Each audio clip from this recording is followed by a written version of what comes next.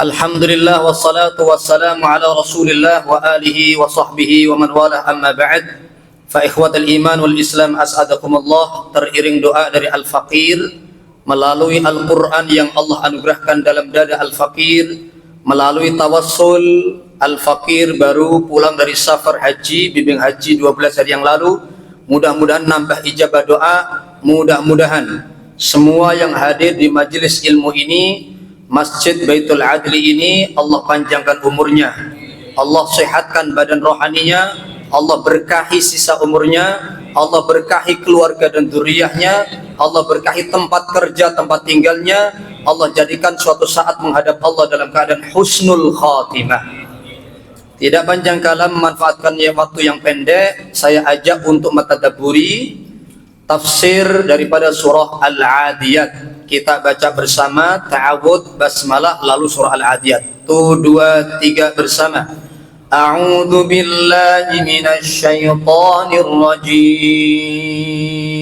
Bismillahirrahmanirrahim. Wal 'adiyati dhabha فالموريات قدحا فالمغيرات صبحا فأثرن به نقعا فوسطن به جمعا إن الإنسان لربه لكنود وإنه على ذلك لشهيد وإنه لحب الخير لشديد أفلا يعلم إذا بعثر ما في القبور وحصل ما في الصدور إن ربهم بهم يومئذ لخبير. Allah marhamna, mudah-mudahan Allah rahmati kita semuanya bi barakatil Quran. Sekilas Allah Subhanahu wa taala memulai surat ini dengan sumpah, yakni sumpah atau demi kuda-kuda perang yang cepat, lalu dhabha mengeluarkan engah-engah atau mengeluarkan kecepatan nafas. Itu dalam bahasa Al-Qur'an dhabha. Tafsir yang kedua, kecepatan langkah, itu juga disebut ad-dhabh.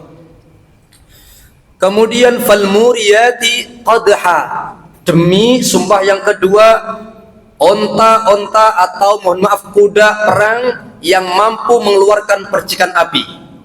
Yang ketiga, sumpah lagi kuda-kuda perang yang mampu mohon maaf menyerang musuh di waktu subuh. Lalu fa'atharuna bihi naqa'a, lalu menebarkan banyak debu. Fawasatuna bihi jam'a, menengah-nengahi sebuah perkumpulan yang besar. Departemen Agama, Kementerian Agama condong pada tafsir yang dimaksud sumpah di sini adalah makhluk Allah, kuda-kuda perang.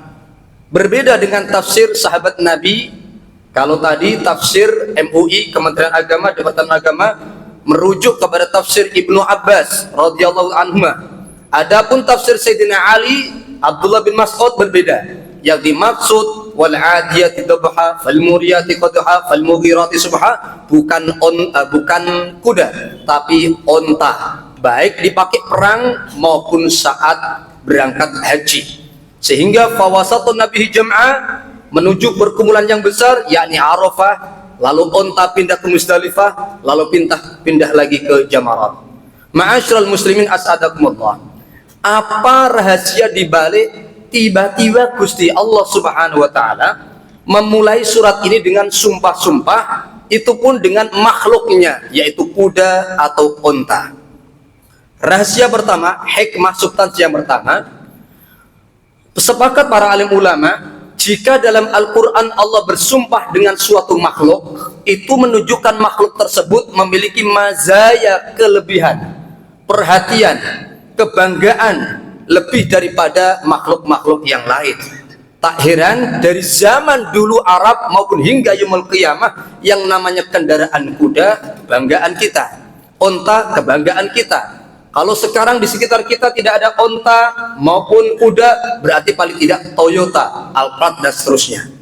Wal 'adiyati dhabha. Yang kedua, bahwa ini isyarat untuk Kanjeng Nabi Muhammad sallallahu alaihi wasallam dan para sahabat. Hai Nabi Muhammad, wahai sahabat Nabi Muhammad, walaupun saat ini kalian masih berada di Mekah, karena ini surat menurut mayoritas alim ulama Makkiyah, Rasul belum berhijrah menuju Yasrib. Walaupun engkau belum pergi ke Madinah, tapi isyarat dari wal 'adiyat itu, ingat, suatu saat lama atau tidak lama akan mengalami banyak peperangan. Engkau menemukan pasukan yang berkuda atau beronta, begitu pula engkau sendiri yang menaiki kendaraan onta atau kuda. Kemudian yang ketiga, isyarat bahwa wahai Nabi Muhammad sallallahu alaihi wasallam, agama Islam itu bukan agama yang pemalas. Agama yang justru, mohon maaf, harus aktif, berjuang, bergerak, pengorbanan untuk agama Allah Subhanahu wa taala.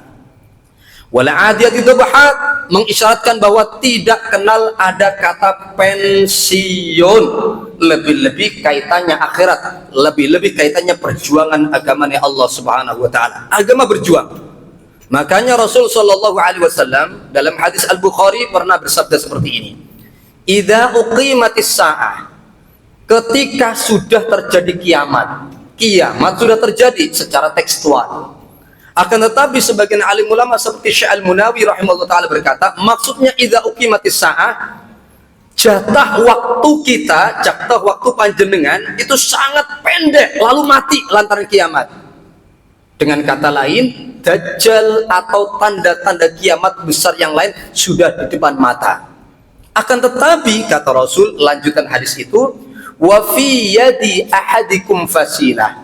Akan tetapi keadaan salah seorang dari kalian yang nemu kiamat tadi, di dalam genggaman tangannya masih ada bibit yang hendak atau yang bisa ditanam. Apakah bibit mangga, rambutan, atau apapun itu. Apa kata Rasulullah? Apakah suruh meninggalkan kiamat, menghindar dari Dajjal? La, falyaghrisha ghorsan. Manfaatkan waktu walaupun hanya beberapa menit saja, lalu engkau mati umpamanya, maka tanam bibit yang ada dalam tangan tersebut. Ikhwatul iman, ini syarat dari Rasulullah SAW, tidak ada kata pensiun. Mungkin bagi orang yang egois, otaknya alah, saya tandur gedang, saya tandur kelapa, saya tandur mangga, paling yo semenit 2 menit mati, gawe apa tanduran itu. Mesti kalau toh manfaatnya untuk orang lain. Ini bagi orang yang egois. Bagi seorang muslim, lah, ingat ayat wal 'adiyati dhabha. Ketika masih ada nyawa, terus bergerak, terus aktif, walaupun manfaatnya ujung-ujungnya untuk orang lain. Apalagi untuk agama Allah. Lebih-lebih Rasulullah SAW dalam hadis Bukhari melalui Abu Hurairah radhiyallahu anhu, beliau bersabda, a'dzarallahu ila imri'in. Allah enggak bakal pernah menerima udzur. Allah tidak akan pernah menerima apapun bentuk alasan dari seseorang yang akhara ajalah, yang Allah akhirkan ajalnya, hatta balagha sittina sanah, sampai usia 60 tahun. Artinya kalau sudah 60 tahun, bukan lagi urusan dunia, tapi wajib gaspol ibadahnya dan taubatnya, pendekatannya kepada Allah Subhanahu wa taala. Berbeda sedikit versi ulama-ulama madhab Maliki, justru 40 tahun. Melihat sejarah bagaimana orang-orang Ansor, kata beliau, ketika sudah usia 40 tahun mereka mulai mengurangi urusan dunia, lalu lebih banyak kesibukan urusan akhirat. Lagi-lagi wal 'adiyat sampai 5 ayat pertama dalam rangka memotivasi panjenengan, tidak ada kata pensiun untuk Allah Subhanahu wa taala. Lalu kemudian isi paling penting, pesan penting dari surah Al-'Adiyat ini adalah innal insana li rabbih lakanud.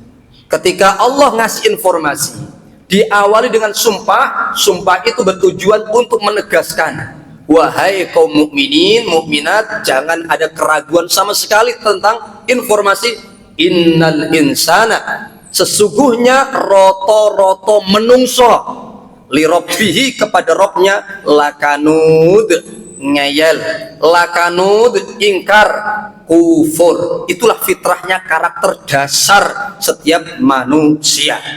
Bahkan bisa dicek Bapak Ibu yang dirahmati Allah, semua dalam Al-Quran, semua tanpa kecuali, semua dalam Al-Quran. Kok ada penyebutan al-insan, al-insan, al-insan, al-insan, semua pasti khuliqa halu'a, zalumun kafur, kemudian jahula, kemudian innal insana lafi khusr, kemudian identik dengan negatif, kecuali yang memang mendapatkan hidayah Allah, lurus dari Allah Subhanahu wa ta'ala. Sekali lagi, asli karakter aslinya manusia adalah innal insana li rabbihi lakanud wa innahu ala dzalika lasyahid. Walaupun sesungguhnya setiap manusia sadar tentang kekufurannya. Mohon maaf, lebih-lebih wong wedok sudah dinas oleh Allah Subhanahu wa taala, gampang pikirane, gampang atine, ora syukur kepada Allah juga enggak syukur kepada sang suami. Rasul sallallahu alaihi wasallam ketika Mi'raj lalu diperlihatkan pemandangan neraka, Rasul bersabda bahwa pemandangan pertama kali yang aku lihat dari neraka, dan itu sangat-sangat mentakjubkan diriku, kata Rasul, adalah fa inna aktsara ahliha an-nisa, kebanyakan penghuni neraka adalah bangsa wong wedok. Mohon maaf, walaupun mungkin wong wedok tidak ada atau minim di sini, tapi tugas kita untuk ngajak istri masing-masing gandeng tangan menuju surga Allah Subhanahu wa taala. Sayyidina Abu Bakar As-Siddiq bertanya, "Ya Rasulullah, leish, kenapa ya Rasulullah penghuni neraka kebanyakan adalah wong wedok?" Dijawab, likufrihinna. Apakah banyak yang kufur kepada Gusti Allah? La, kata Rasulullah SAW, likufrihinna al-ashir wa likufrihinna al-ihsan, yaitu sudah dinas kebanyakan wong wedok ora syukur, ora terima kasih, ingkar kepada sang suami, juga kebaikan-kebaikan suami.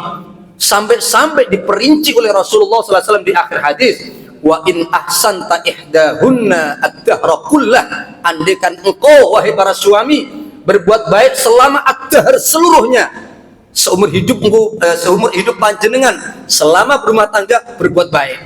Ad-dahr makna yang kedua adalah 1 abad. Ad-dahr makna yang ketiga adalah setahun, terus. Summa idza ra'at minka syai'an takrahu, tiba-tiba kita khilaf, seorang suami khilaf, lalu pandangannya hanya pada aib atau kekhilafan tersebut, itu perempuan atau wanita, walhasil qalat ma ra'aitu minka khairan qattu, rasa-rasane bojoku, bojo lanangku ora sadar-sadar yang ada elek. Naudzubillah min dzalik. Wanita yang semacam ini, model seperti ini, sudah ngantongin tondo-tondo ahli neraka. Maka tugas kita sadarkan istri, putri-putri kita semuanya agar selalu bersyukur akan nikmat-nikmat Allah Subhanahu wa ta'ala. Lebih-lebih makna la syahid berdasarkan hadis At-Tirmidzi, dan Imam At-Tirmidzi berkata ini hadis yang hasan dari Abu Hurairah bahwa Rasul sallallahu alaihi wasallam bersabda seperti ini, yang artinya ketika Allah Subhanahu wa ta'ala pertama kali menciptakan Nabi Adam, sudah bergabung jasad dan roh, lalu Allah Subhanahu wa ta'ala ngusap-ngusap bagian punggungnya Nabi Adam, fasaqatat nasamatu min dzurriyyati ila yaumil qiyamah, lalu berjatuhan roh calon dzurriyyahnya Bani Adam hingga yaumil qiyamah. Artinya stok-stok roh untuk anak cucu panjenengan sudah ada. Lalu kemudian nampak oleh Nabi Adam roh-roh tersebut, ada yang tampan, ada yang remeng-remeng, ada yang miskin, ada yang melarat, ada yang sehat, ada yang sering sakit-sakitan, dan seterusnya. Lalu takjub dengan, mohon maaf, dengan satu roh yang sangat bercahaya. Tanya Nabi Adam, ya Rob, itu roh siapa nantinya? Roh Nabi Dawud, salah satu cucumu. Kemudian berapa kam taj'alu lahu umrah? Berapa umur yang engkau berikan kepada Dawud tersebut? Dijawab oleh Allah, 60 tahun. Berapa usiaku ya Rob? 1000 tahun. Saya kasihan kepada cucuku yang bernama Dawud, genepin saja 100, ambil 40 tahun, sehingga saya 960 tahun saja. Bisa difahami ya? Hadis hasan dalam hadis Tirmidzi. Lalu berjalannya waktu, ketika sudah total genap 960 tahun usia Nabi Adam alaihissalam, Malaikat maut, malaikat Israel bertamu. Malaikat Israel ngapain sampean?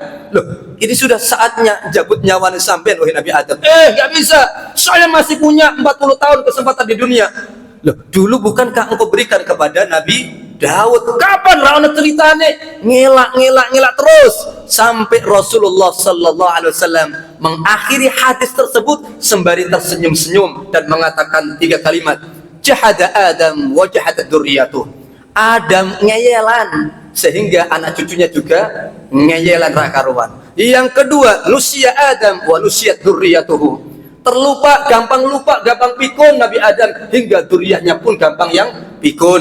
Yang ketiga, wa khati'a Adam wa khati'at dzurriyyatuhu. Nabi Adam gampang berbuat salah sehingga dzurriyyahnya pun gampang berbuat salah. Ma'asyiral muslimin, 1 menit setengah. Lalu sebab musababnya apa? Menungso pada umumnya kok innal insana lirabbil kanut, ingkar karena wa innahu lihubbil khairi lasyadid, demen yang keterlaluan terhadap dunya bondo harta. Lalu bagaimana meminimalisir kecintaan kita kepada harta dunia, lalu supaya kita banyak-banyak bersyukur daripada banyak keluh kesah? Maka afala ya'lamu idza bu'thira ma fil qubur, eleng tentang kematian, eleng tentang kuburan, alam kubur. Kemudian wahussila ma fis sudur, eleng tentang padang mahsyar, yang disimpan dalam hati pun akan dijamin oleh Allah dibuka di hadapan seluruh makhluk Allah. Inna rabbahum bihim yawma idzil khabir, mengimani yang ketiga bahwa Allah maha detail balasannya di akhirat nanti. Subhanakallahumma wa bihamdika asyhadu an la ilaha illa anta astaghfiruka wa atubu ilaik. Bismillahirrahmanirrahim. Alhamdulillahirabbil alamin. Hamdan syakirin, hamdan na'imin, hamdan yuwafi ni'amahu wa yukafi'u mazidah. Ya rabbana lakal hamdu kama yanbaghi li jalali wajhikal karimi wa 'azimi sultanik. Allahumma salli wa sallim wa barik ala sayyidina Muhammad wa ala alihi wa ashabihi ajma'in. Ya Ghaffar, ya Ghafur, ampunkanlah semua dosa-dosa kami ya Allah, semua kekhilafan kesalahan kami ya Allah. Ampuni dosa ibunda kami ya Allah, ampuni dosa ayahanda kami ya Allah, ampuni dosa orang tua kami, muliakan orang tua kami, angkatlah derajat orang tua kami ya Allah, catatkanlah nama orang tua kami semuanya termasuk ahli surga firdausmu ya Allah. Ampunkanlah dosa istri atau suami kami, anak-anak kami, dzurriyyah-dzurriyyah kami, jamaah-jamaah kami, atasan kami, bawahan kami, sahabat-sahabat kami, orang-orang yang pernah berbuat baik kepada kami, walil muslimina wal muslimat wal mu'minina wal mu'minat al ahya'i minhum wal amwat. Allahumma ya Rahman ya Rahim, kumpulkanlah kami semuanya, keluarga kami semuanya bersama Kanjeng Nabi Muhammad sallallahu alaihi wasallam fil jannah bihubbina ilaihi wa illam na'mal bi'amalihi bi rahmatika ya arhamar rahimin. Rabbana atina fid dunya hasanah wa fil akhirati hasanah wa qina adzaban nar. Wa sallallahu ala sayyidina maulana Muhammad wa ala alihi wa ashabihi wasallam. Walhamdulillahi rabbil alamin. Wabillahi taufiq wal hidayah. Wassalamu alaikum warahmatullahi wabarakatuh.